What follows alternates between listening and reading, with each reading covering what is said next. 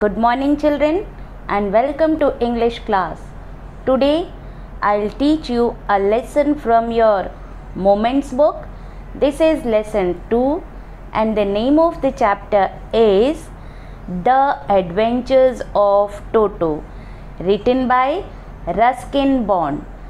Before I move on to the lesson, let me give you the introduction first.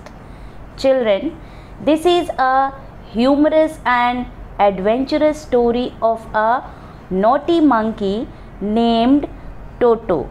The writer's grandfather bought the monkey from a Tonga driver for a sum of 5 rupees.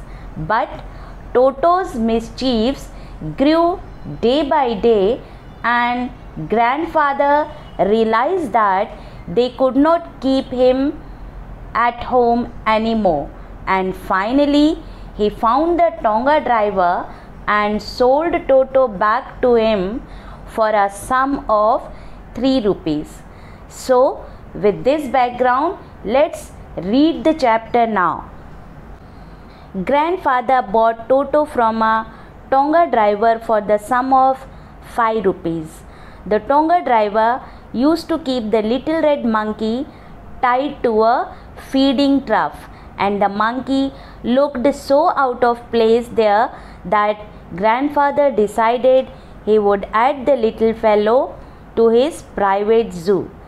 So let us see the difficult word meaning first. Here, feeding trough means a large container for feeding animals. Tonga means a horse cart. In this paragraph, the writer's grandfather purchased a monkey named Toto from a Tonga driver by paying 5 rupees to him. The Tonga driver had tied the little red colored monkey to a feeding trough so that he could not run away. When the writer's grandfather saw the monkey, he had a desire to add him to the collection of animals which he had in his zoo at home. Let's move ahead to the next paragraph, children.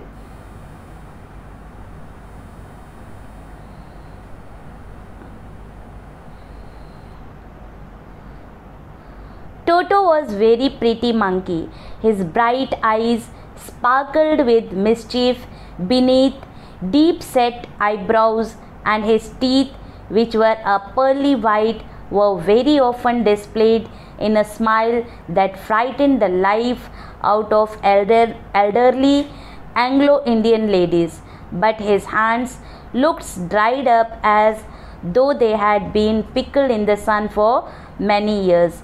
Yet his fingers were quick and wicked, and his tail, while adding to his good looks, also served as a third hand. He could use it to hang from a branch, and it was capable of scooping up any delicacy that might be out of reach of his hands. Here, Anglo-Indian means a person relating to both Britain and India. Pickled means food that is preserved in vinegar. Scooping up means lifting. The writer in this paragraph gives a description of Toto. He had bright, shiny eyes which were full of mischief. The eyebrows were deeply set on his face. His teeth were like pearls.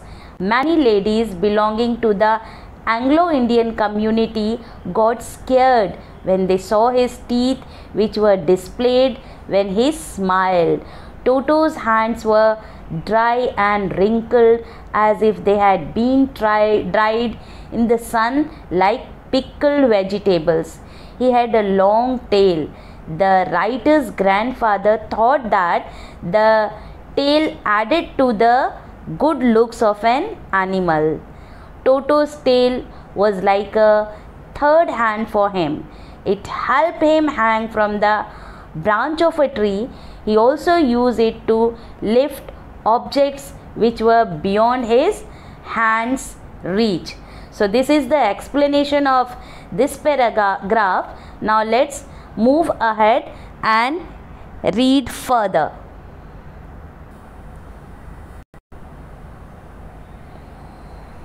Grandmother always fussed when grandfather brought home some new birds or animals.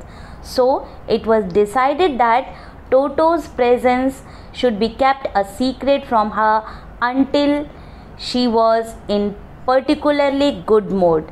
Grandfather and I put him away in a little closet opening into my bedroom wall, where he was tied securely, or so we thought, to a peg fastened into the wall. Here children, peg means a hook. जैसे कील आप समझ सकते हो या कोई खूंटी बोल सकते हो जिसमें इस जो टोटो है उसको बांधा जा सके, ठीक है ना. And here in this paragraph the writers grandmother was against the grandfather's attitudes of bringing new pets, birds and animals. So the grandfather thought that they would conceal this fact from her until she was in a good mood. At that time they would disclose this to her. The writer and his grandfather secured Toto in a little cupboard in the writer's room. In order to be sure that Toto did not escape, they tied him to a hook in the wall. Clear children?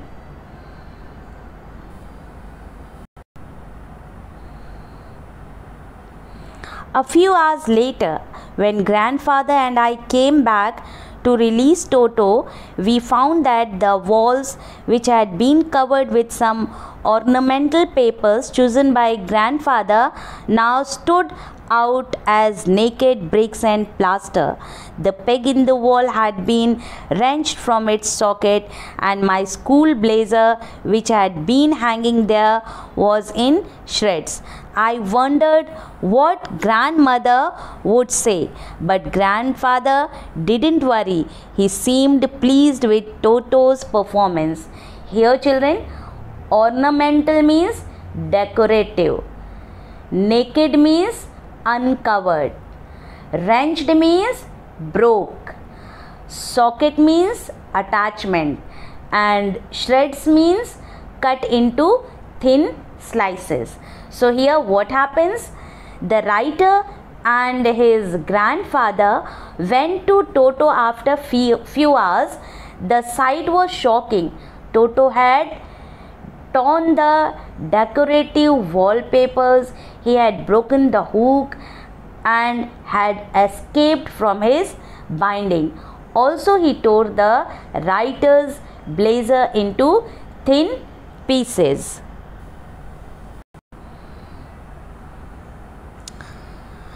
"He's clever," said grandfather. "Given time, I am sure he could have tied the torn pieces of your blazer into a rope and made his escape from the window." Here, the grandfather was quite delighted to see Toto's adventure. He felt that Toto was very clever. He said that if they would have given him more time, he would have tied the thin pieces of the writer's torn blazer into a rope and would have escaped from out of the window.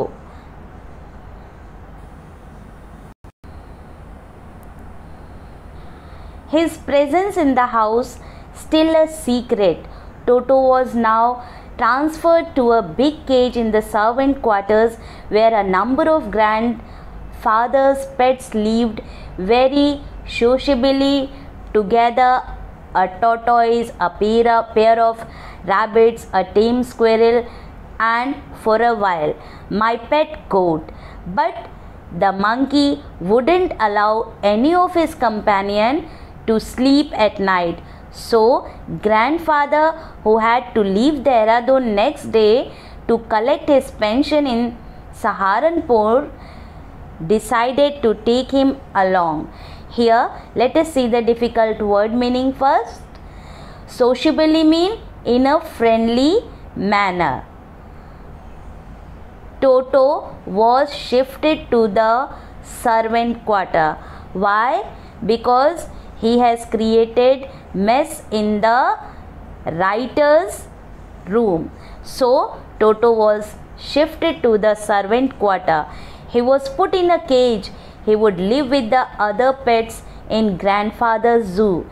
The zoo comprised of a tortoise, a pair of rabbits, a squirrels, and the writer's pet goat. Toto was very mischievous. He did not let the animals sleep at night. The writer's grandfather had to leave for Saharanpur the next day, so he decided to take Toto along as he was unmanageable. Clear, children? Let's move ahead.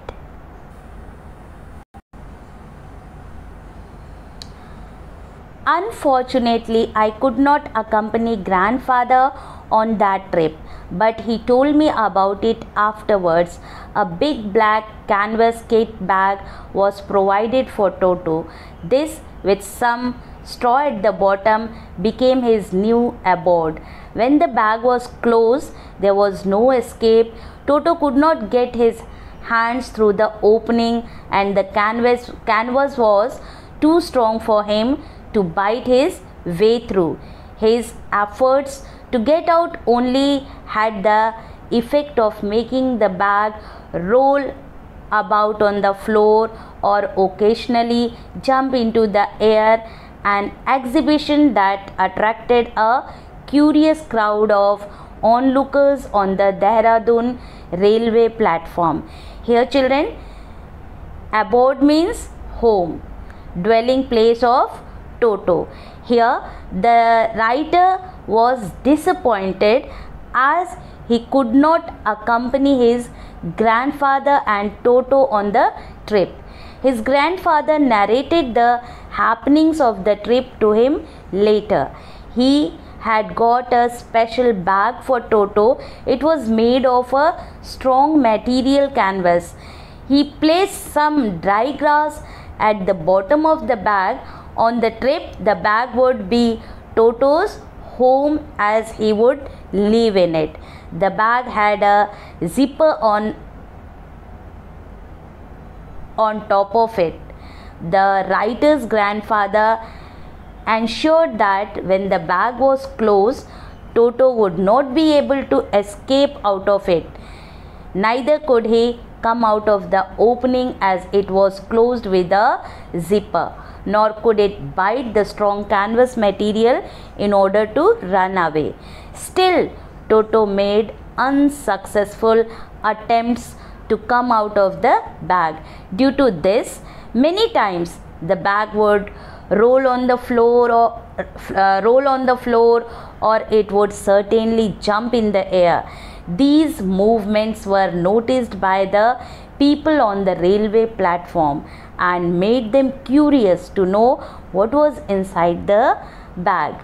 So let's move further and read the another paragraph.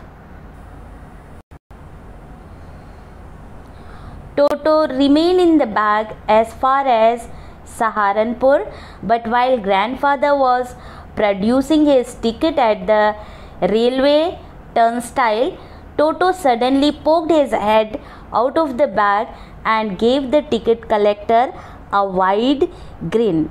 Here, children, let us see the difficult word meaning.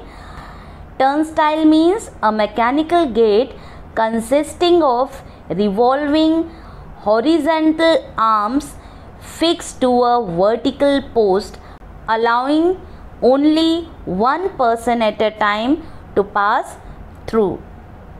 In this paragraph, Toto remained secured in grandfather's bag till Saharanpur. At the Saharanpur railway station, the writer's grandfather was taking out his ticket to cross the turnstile. At that time, Toto peeked out of the bag and smiled at the ticket collector. Then what's happened?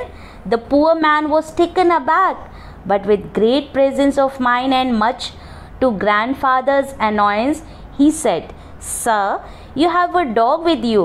You will have to pay for it accordingly." Here, annoyance means to anger someone, किसी को नाराज करना.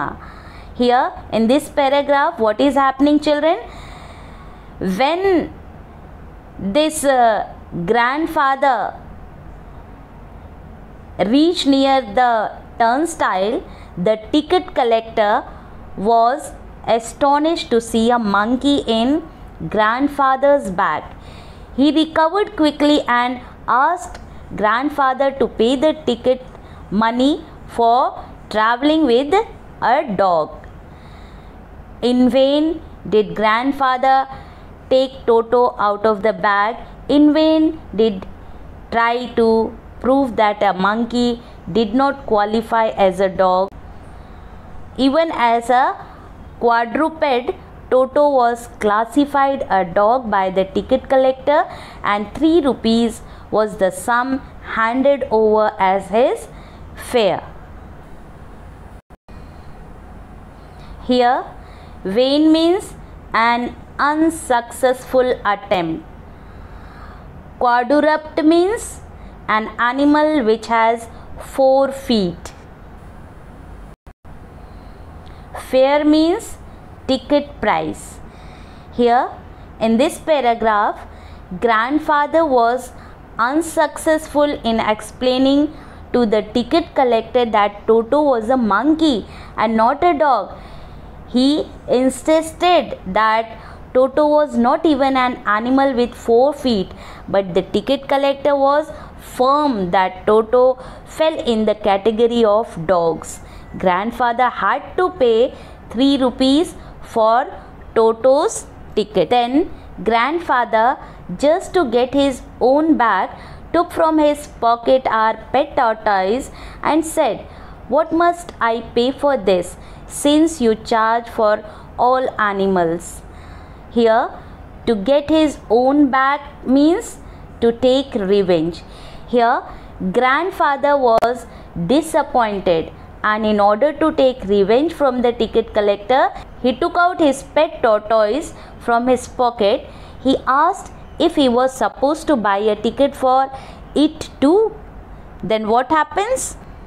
The ticket collector looked closely at the tortoise, prodded it with his forefinger, gave grandfather a pleased and triumphant look and said, "No charge, it is not a dog."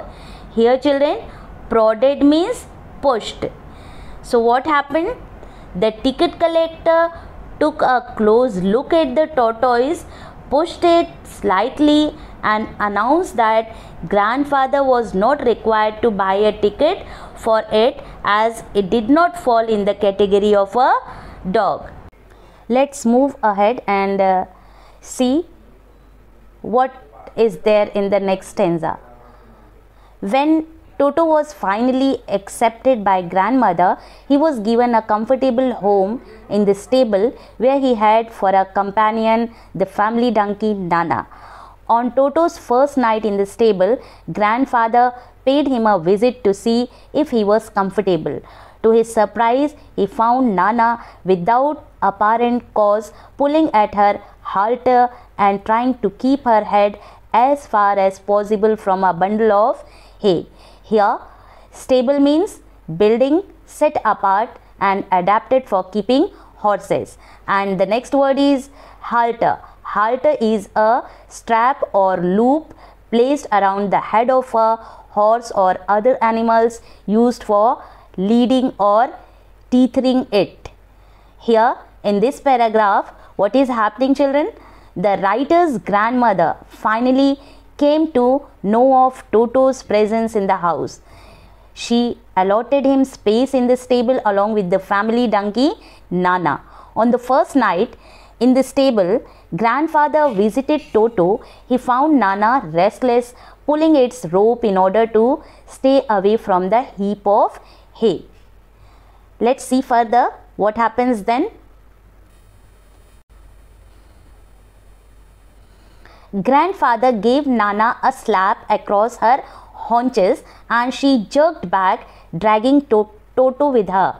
He had fastened on to her long ears with his sharp little teeth. Toto and Nana never became friends. Here, haunches means back. So what happened here? Grandfather, when came to see Toto whether he is feeling comfortable or not, he found that this Nana is feeling restless. Then what did he do? He hit Nana on the back in order to stop it. Nana jumped back with a jerk and Toto was trapped along with her. A great treat for Toto. A great treat for Toto during cold winter evenings was the large bowl of warm water given by grandmother for his bath.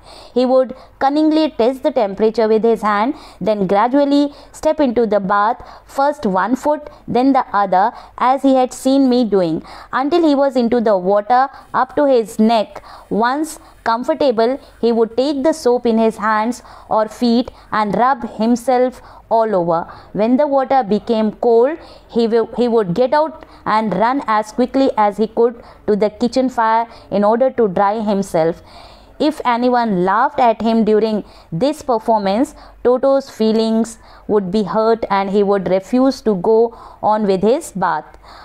One day, Toto nearly succeeded in boiling himself alive. In this paragraph, in the winter season, Toto enjoyed having a warm bath. He would pretend to be selfish and before starting his bath, he would check the temperature of the water.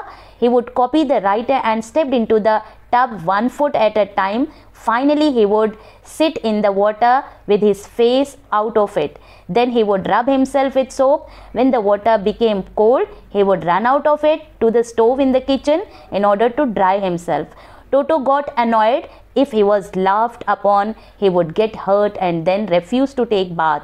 The writer recollects an incident when Toto had almost boiled himself. Now let's read ahead.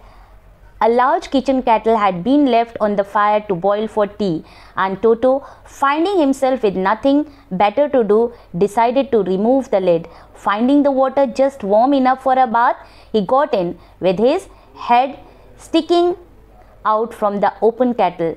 This was just fine for a while until the water began to boil.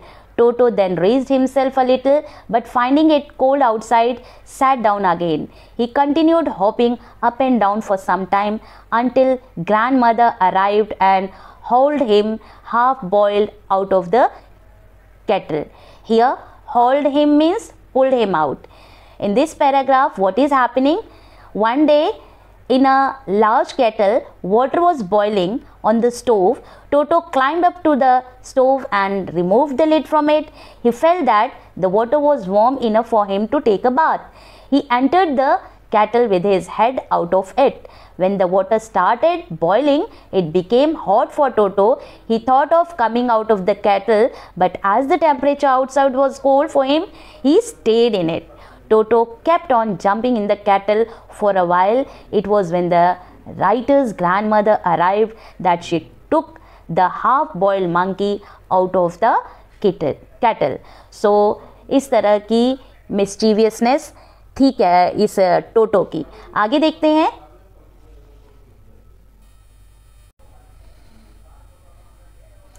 If there is a part of the brain especially devoted to mischief, that part was largely developed in Toto. He was always tearing things to pieces. Whenever one of my aunts came near him, he made every effort to get hold of her dress and tear a hole in it.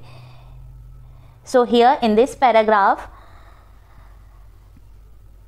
Toto's naughtiness is displayed clearly. The author says that if there is a part in our brain that governs our ability to create mischief, then that part in Toto's brain was highly developed, as he had great capacity to do mischief. He was always busy doing mischief. Whenever the writer's aunts passed him, he tried to tear their dresses.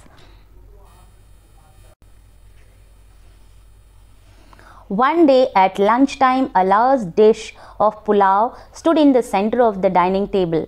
We entered the room to find Toto stuffing himself with rice. My grandmother screamed and Toto threw a plate at her.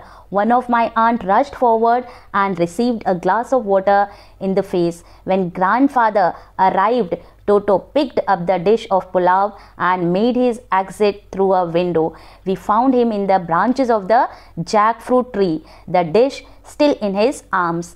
He remained there all afternoon, eating slowly through the rice, determined on finishing every grain. And then, in order to spite grandmother, who had screamed at him, he threw the dish down from the tree and chattered with the delight when it broke into 100 pieces. Here, let us see the difficult word meaning of this paragraph. Spite means a desire to hurt. Chattered means the sound made by the monkey. The writer recollects another incident when Toto created a lot of mischief. At lunchtime, a dish of rice was placed on the dining table. When the family reached to eat, they found Toto eating it. The writer's grandmother screamed at Toto, and in response, he threw a plate at her. When the aunts tried to catch Toto, he threw a glass of water in their face. When the grandfather arrived, Toto left the place through a window with the dish of rice along with him. Toto remained out the entire afternoon. He sat on a branch on the jackfruit tree, determined to eat all the rice.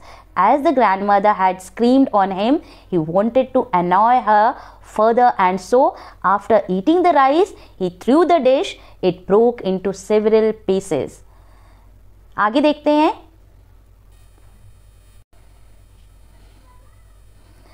Now let's see what happens then.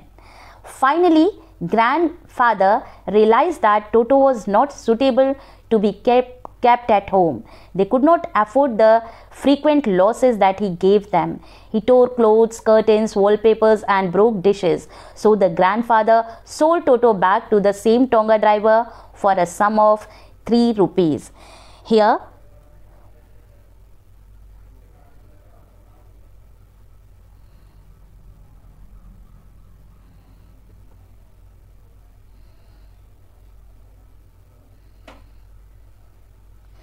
so with this we come to the end of the story. Hope you all would have understood the lesson well. We'll meet with some other story in the next class. Till then, keep revising the course and stay safe. Thank you for watching the video.